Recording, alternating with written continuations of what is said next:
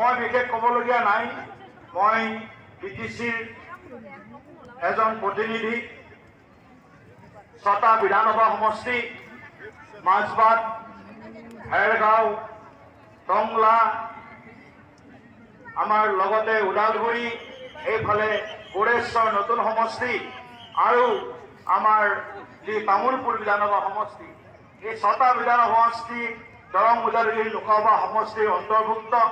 মই এই 6টা সমষ্টিত বসবাস কৰা বিটিচিবাসী শ্ৰদ্ধা ৰাইজলৈ বিশেষভাৱে আজি এই যে 57th annual conference all Bodo students ইউনিয়নৰ এই সভাত আপোনালোকো আহিছে।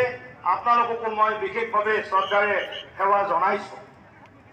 দীপেন বড়ো ডাঙৰীয়াৰ বলিষ্ঠ নেতৃত্বত, ভৱিষ্যদৰ্শী নেতৃত্বত অল বড়ো ষ্টুডেণ্টছ ইউনিয়নে সমগ্ৰ বড়োলেণ্ডত কৰ্মেৰে এক বিশিষ্ট চিনাকি দিবৰ কাৰণে সক্ষম হৈছে। মই ভাবোঁ উত্তৰ পূৰ্বাঞ্চল বা দেশৰ ভিতৰত যদি আটাইতকৈ ডিচিপ্লিন, আটাইতকৈ ভাইব্ৰেণ্ট ষ্টুডেণ্ট অৰ্গেনাইজেশ্যন আছে, সেই ষ্টুডেণ্ট অৰ্গেনাইজেশ্যনটো হৈছে অল বড়ো ষ্টুডেণ্টছ ইউনিয়ন। বহুতৰ লগত ব্যক্তিগতভাৱে সম্পৰ্ক আছে, বহুতৰ লগত নাইও, কিন্তু আত্মিকতা, এটা ইমোচনেল ৰিলেশ্যনশ্বিপ বড়ো ভূমিত থকা প্ৰতিটো জাতীয় সংগঠনৰ লগত আমাৰ আছে আৰু ভৱিষ্যতলৈ সেইটো থাকিব।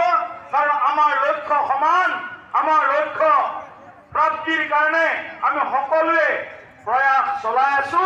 সমান লক্ষ্য, সমান আকাংক্ষাৰে আমি বড়ো ভূমিক স্থায়ী শান্তি আৰু বড়ো ভূমিক আমাৰ এক দ্ৰুত বিকাশৰ গতিৰে আমি ৩৫ লক্ষ বড়ো ভূমিবাসী ৰাইজক সমস্বৰে আগবঢ়াই লৈ যোৱাৰ সংকল্পৰে আমি বিটিআৰত কাম কৰি আছো।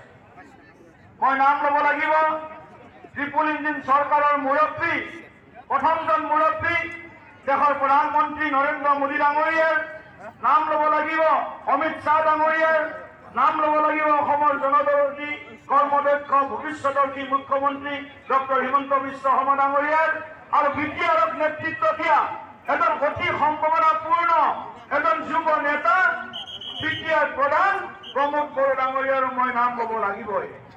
তেওঁলোকৰ নেতৃত্বত, তেওঁলোকৰ দূৰদৰ্শী চিন্তাত যোৱা 4টা বছৰত বিটিআৰত শান্তি আৰু প্ৰগতি সমান্তৰালভাৱে আগবাঢ়ি গৈছে। এসময়ত যি 4টা দশক জুৰি বড়োলেণ্ডত আন্দোলন হৈছিল, সেই আন্দোলনৰ সময়ত আমি বহুতো নিৰীহ আমি ব্যক্তিক হেৰুৱাইছো। 4,000তকৈ অধিক ব্যক্তিয়ে বড়োলেণ্ডত নিজৰ প্ৰাণ হেৰুৱাইছে। কিন্তু 2020 চনৰ 27 জানুৱাৰীত যি শান্তি চুক্তি হ'ল, বড়ো পিছ একৰ্ড হ'ল, সেই বড়ো পিছ একৰ্ডৰ জৰিয়তে আমি বড়ো ভূমিত শান্তি আৰু উন্নয়ন সমান্তৰালভাৱে আগবঢ়াই লৈ যোৱাৰ বাবে কেন্দ্ৰীয় ৰাজ্য এপচুকে ধৰি আমাৰ ষ্টেক হোল্ডাৰসমূহৰ মাজত যি চুক্তি হ'ল, সেই চুক্তিক আজি আমি আখৰে আখৰে আজি ৰূপায়ণ কৰাৰ দিশত আমি অগ্ৰসৰ হৈছো। বড়ো ভূমিত বিভিন্ন জাতি জনগোষ্ঠীৰ লোক বসবাস কৰে আৰু সকলোৱে মিলি আমি বড়ো ভূমিক এই বিটিআৰখনক আগন্তুক দিনত আটাইতকৈ ছেফ জোন হিচাপে, আটাইতকৈ ডেভেলপমেণ্ট জোন হিচাপে আমি সৃষ্টি কৰিব বিচাৰিছো। আৰু বিশেষকৈ মই আজি ধন্যবাদ দিব বিচাৰিছো দীপেন বড়ো ডাঙৰীয়া।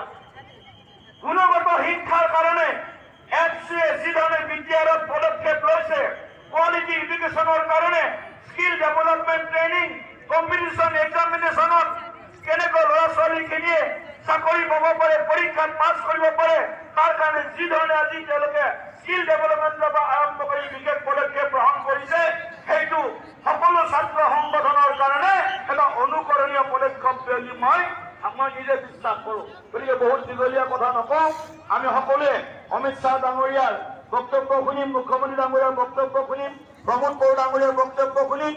মই একেলগে এই সময়তে মই বড়ো ভূমিৰ উত্তৰণৰ কাৰণে আজি ময়ো এই পবিত্ৰ সভাখনিত, আজি পবিত্ৰ আমাৰ এই ভূমি যি বড়ো আন্দোলনক নেতৃত্ব দিছিল বডোফা উপেন্দ্ৰনাথ ব্ৰহ্ম, বডোফা উপেন্দ্ৰনাথ ব্ৰহ্ম মোৰ হৃদয়ৰ নিপীড়িত কোণৰ পৰা গভীৰ শ্ৰদ্ধা মই নিবেদন কৰিছো আৰু আমি একেলগে এখন সুন্দৰ প্ৰগতিশীল সুৰক্ষিত বিটিআৰ কৰাৰ কাৰণে সংকল্প লৈ মই আপোনালোকৰ মাজৰ পৰা বিদায় লৈছো আৰু বক্তব্য শেষ কৰিছো।